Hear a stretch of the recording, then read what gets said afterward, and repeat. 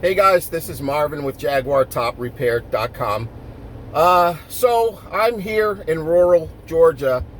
I get a call from a client last week, and he bought a car from the auction, and he needed some help fixing the convertible top. So I just wanted to remind you guys, when you purchase a vehicle from an auction, from a wholesaler, just be really careful, because we don't know the history of that vehicle, and good chance the convertible top doesn't work, and we don't know why.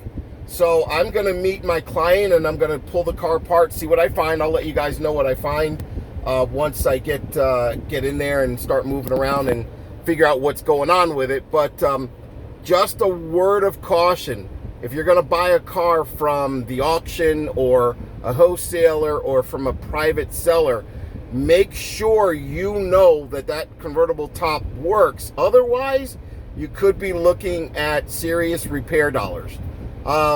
That's my tip for the day. And if you need me, you can always reach me at 888-317-9340.